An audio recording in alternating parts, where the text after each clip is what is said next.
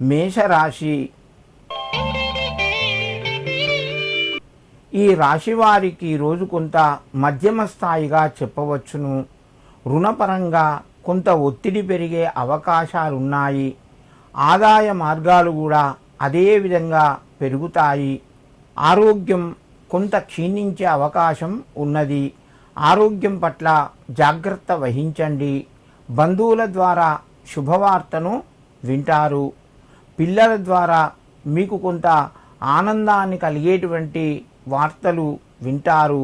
నూతన వ్యాపార రంగంలో అడుగు పెట్టే ముందు కొంచెం ఆలోచించి నిర్ణయాలు తీసుకోండి.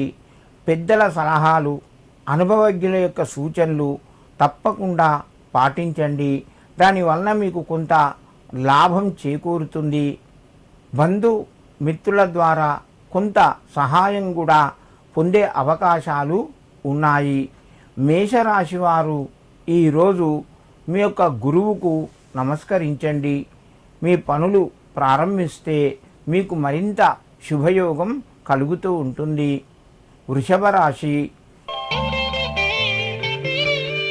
ఈ రాశి వారికి రోజు కొంత కలిసి వస్తుంది. ప్రయత్నాలు కొంతవరకు ఫలిస్తాయి. ఉద్యోగస్తులకు అనుకూలంగా ఉంది.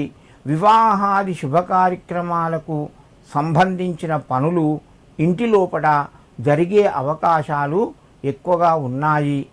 కోర్టుకు సంబంధించిన వివాదాలు కొంతవరకు పరిష్కారం వైపు వెళ్తాయి. వృషభ రాశి వారు ఈరోజు గురు దత్తాత్రేయాయ నమః అని చెప్పి 5 సార్లు చదువుకొని నమస్కరించి మీ పనులు ప్రారంభించండి. మీకు మరింత శుభయోగం కలుగుతూ ఉంటుంది. మిథున రాశి.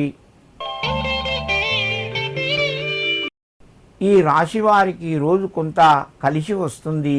ప్రయత్నాలు ఫలిస్తాయి. దూర బంధువుల ద్వారా శుభవార్తను వింటారు. దూర ప్రయాణాలు అనుకూలంగా ఉంటాయి. నూతన వ్యాపార అవకాశాలు మీ ముందుకు వస్తాయి. చూసి మీరు ఆలోచించి దాన్ని వినియోగం చేసుకోండి.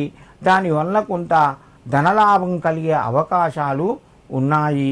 మిథున రాశి వారు ఈరోజు గురు రాఘవేంద్రునికి నమస్కరించి మీ పనులు ప్రారంభించండి.